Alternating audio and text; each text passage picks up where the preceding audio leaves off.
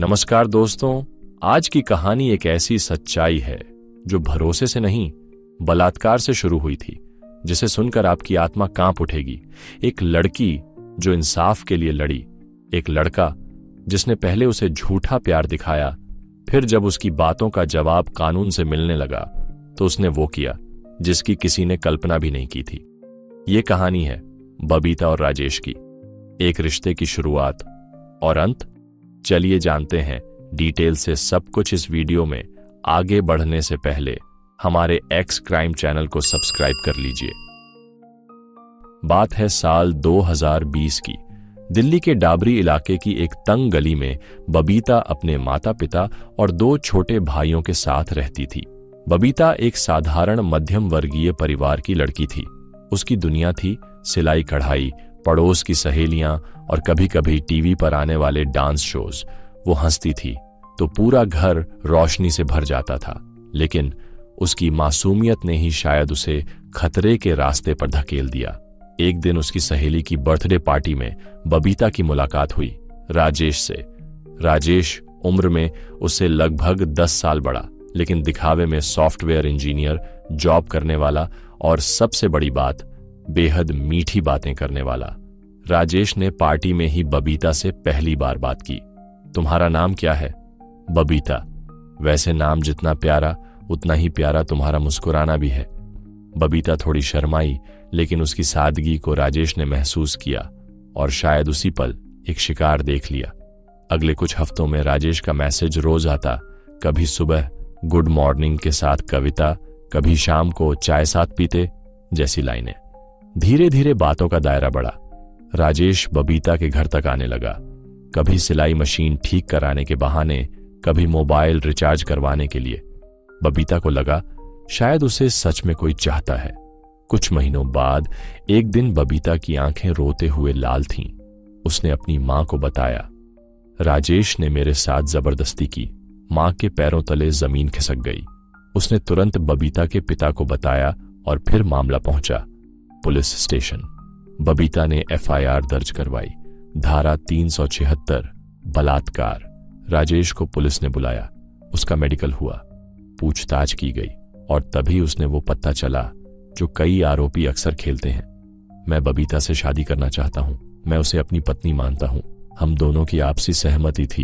एक तरफ बबीता का परिवार जो समाज के डर से सहमा हुआ था, दूसरी तरफ राजेश जो कानून की आंखों में धूल झोंक रहा था। बबीता तमाम मानसिक दबावों के बीच राजेश से शादी के लिए राजी हो गई। दिसंबर 2020 सादे तरीके से शादी हुई। न शहनाई, न मेहंदी का संगीत, बस एक फोटो जिसमें बबीता की मुस्कान के पीछे एक गहरा डर छिपा था। राजेश अब कानून से तो बच चुका था, लेकिन उसके दिमाग में एक और साजिश पल रही थी। शादी के बाद बबीता को उम्मीद थी कि राजेश बदल जाएगा, वो उसे रिस्पेक्ट देगा, प्यार देगा, लेकिन राजेश अब अलग ही रंग दिखाने लगा था। वो बबीता को दोस्तों से मिलने नहीं देता, उसके फोन चेक करता, कभी कभी गुस्से में मारने तक की नौबत आ जाती। बबीता की आंखों से अब धीरे धीरे वो सपना उतर रहा था जिसे उसने शादी समझा था। कभी सोचा है, जिस इंसान को आपने अपना सबसे करीबी माना हो, वही एक दिन आपको इस दुनिया से ही खत्म कर दे। आज हम उस कड़वे सच के उस पड़ाव पर पहुंच चुके हैं जहां प्यार, शादी, समाज सब पीछे छूट जाता है और सामने होता है एक पहाड़ जिसकी खामोशी के बीच दबी होती है एक लड़की की चीख। बात है जून 2021 की। राजेश ने अचानक बबीता से कहा, चलो कहीं घूमने चलते हैं, कुछ दिन दूर चलते हैं, सब ठीक कर लेंगे। बबीता जो रोज लड़ाई झगड़े से थक चुकी थी, उसके लिए ये बात किसी उम्मीद जैसी थी। उसने मुस्कुराकर कहा, ठीक है चलते हैं। राजेश ने नैनीताल जाने की योजना बनाई। एक होटल पहले से बुक कर रखा था। रात की बस ली गई और दोनों निकल पड़े एक ऐसे सफर पर जहां से सिर्फ एक ही वापस आने वाला था। नैनीताल पहुंचने के बाद दोनों होटल में रुके। पहली रात ही दोनों में बहस हुई। होटल स्टाफ ने बाद में पुलिस को बताया, हमने सुना था कमरे से तेज आवाजें आ रही थीं, महिला रो रही थी। राजेश का प्लान धीरे धीरे परतें खोल रहा था। वो चाहता था कि होटल में CCTV में दोनों दिखाई दें ताकि बाद में वो कह सके, वो तो मेरे साथ थी, फिर पता नहीं कहाँ चली गई। अगली सुबह राजेश ने एक टैक्सी बुक की। ड्राइवर को बोला, हल्द्वानी रोड की तरफ ड्राइव करते हैं, कुछ जगहें दिखाना है। टैक्सी चली। सड़कें संकरी थीं, पहाड़ शांत थे और बबीता खामोश। कई किलोमीटर बाद राजेश ने ड्राइवर से कहा, भाई साहब थोड़ी देर के लिए रुको, हम लोग थोड़ा पैदल घूम कर आते हैं। ड्राइवर कुछ समझा नहीं, लेकिन रुका। राजेश और बबीता नीचे उतर गए और वो चल पड़े, एक सुनसान रास्ते की तरफ। जंगल में घुसते ही बबीता को डर लगने लगा। राजेश, हम यहां क्यों आ गए? उसने पूछा। राजेश ने पहले तो प्यार से कहा, बस थोड़ा घूमते हैं, ताजी हवा में अच्छा लगेगा। लेकिन जैसे ही वो सुनसान झाड़ियों के पास पहुंचे, राजेश का चेहरा बदल गया। उसने पीछे से बबीता का गला दबा दिया। बबीता छटपटाई, रोई, पैर पटके, लेकिन पहाड़ों पर आवाजें ज्यादा दूर नहीं जातीं। कुछ ही मिनटों में बबीता की सांसें थम गईं। राजेश ने बबीता की लाश को घसीटा और एक गहरी झाड़ी के पीछे फेंक दिया। उसके पास प्लास्टिक की बोरी, कपड़ा और ग्लव्स थे। लाश पर मिट्टी और पत्ते डाले। उसने बबीता का मोबाइल तोड़ दिया और खुद वापस टैक्सी तक पहुंच गया। ड्राइवर ने पूछा, मैडम नहीं आई? राजेश बोला, वो किसी रिश्तेदार से मिलकर वापस आएगी, मुझे दिल्ली जाना है। और बिना कुछ कहे राजेश वापस दिल्ली लौट आया। 4 दिन बीत गए। बबीता के घर वालों ने फोन मिलाया, बंद। राजेश से पूछा, बबीता कहाँ है? राजेश का जवाब था, वो खुद कहीं चली गई है, मुझे नहीं पता। घर वालों ने पुलिस में रिपोर्ट दर्ज करवाई। डाबरी थाने में लापता व्यक्ति की शिकायत दी गई। पुलिस ने सबसे पहले राजेश को बुलाया। पुलिस ने दोनों के मोबाइल का लोकेशन ट्रैक किया। आखिरी बार लोकेशन नैनीताल के पास मिला। होटल और टैक्सी ड्राइवर से पूछताछ की गई। सीसीटीवी फुटेज से पता चला कि होटल में दोनों पहुंचे थे, लेकिन वापस सिर्फ राजेश अकेला गया था। एक लोकल चरवाहे ने पुलिस को बताया, भाई साहब, उस पहाड़ी रास्ते पर एक जगह से बहुत बदबू आ रही है। पुलिस ने जांच की और वहां मिली एक सड़ी गली लाश। शरीर पूरी तरह खराब हो चुका था, लेकिन गहने और कपड़ों से पहचान हो गई। वो बबीता थी। बबीता की लाश मिलने के बाद राजेश के खिलाफ हत्या का केस दर्ज हुआ। 26 जुलाई 2021 राजेश को गिरफ्तार कर लिया गया। पूछताछ में उसने अपना जुर्म कबूल कर लिया। राजेश पर धारा 302 हत्या, धारा 201 सबूत मिटाना और धोखाधड़ी की धाराएं लगीं। कोर्ट में पुलिस ने बताया, ये पूरी तरह प्लान्ड मर्डर था। रेप केस से बचने के लिए शादी की, फिर पत्नी की हत्या कर दी। लेकिन सवाल ये है, क्या रेप के बाद शादी करना एक समाधान है? क्या ऐसी शादियां सिर्फ कानून से बचने का जरिया बन चुकी हैं? क्या बबीता को इंसाफ मिल पाया?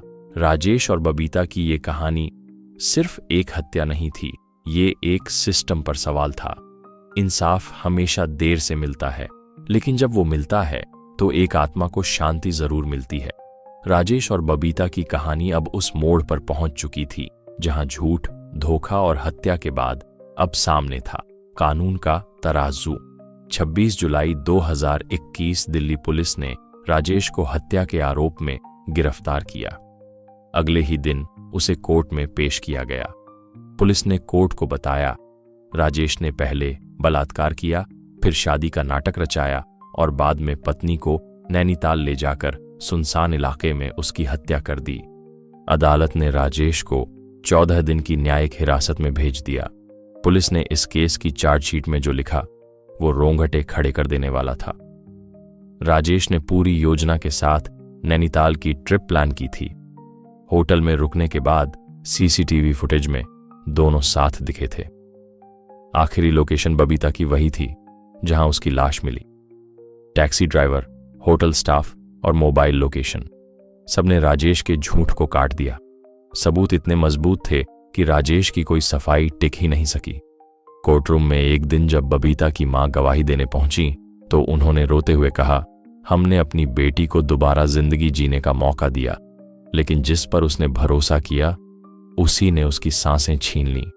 पूरा कोर्टरूम सन्न हो गया। जज भी एक पल को खामोश हो गए। अपने बचाव में राजेश ने एक चाल चली। उसके वकील ने कहा, राजेश मानसिक तनाव में था और हत्या जानबूझकर नहीं की। लेकिन कोर्ट ने मेडिकल रिपोर्ट की जांच करवाई।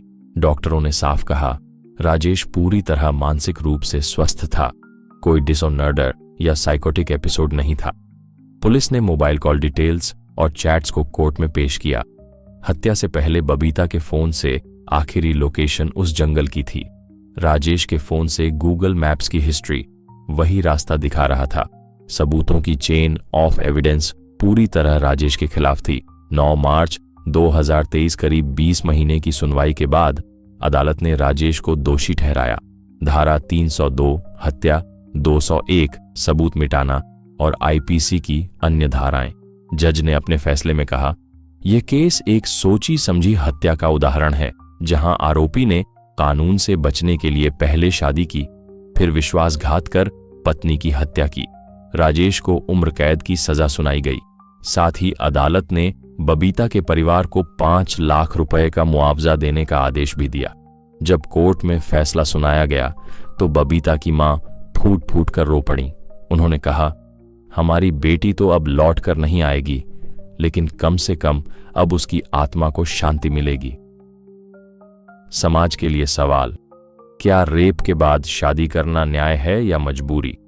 क्या कोर्ट को ऐसे मामलों में सख्त नियम नहीं बनाने चाहिए? और क्या हमारे समाज को ऐसे समझौतों से ऊपर उठना नहीं चाहिए? बबीता की मौत हमें यही सवाल देती है। दोस्तों, ये थी सच्ची कहानी बबीता और राजेश की, एक धोखे, प्यार, जबरदस्ती और हत्या की। अगर ये कहानी आपको कुछ सोचने पर मजबूर करती है तो इसे अपने दोस्तों और परिवार के साथ शेयर जरूर करें और कमेंट में बताइए, क्या आपको लगता है कि राजेश को फांसी की सजा मिलनी चाहिए थी? अगर आपको हमारी वीडियो पसंद आई हो तो वीडियो को लाइक और शेयर जरूर करें। साथ ही अगर आपने अब तक हमारे एक्स क्राइम चैनल को सब्सक्राइब नहीं किया है तो जल्दी से चैनल को सब्सक्राइब कर बेल आइकॉन भी दबा लें। मिलते हैं एक और रियल स्टोरी के साथ। तब तक के लिए सुरक्षित रहिए, सतर्क रहिए। जय हिंद।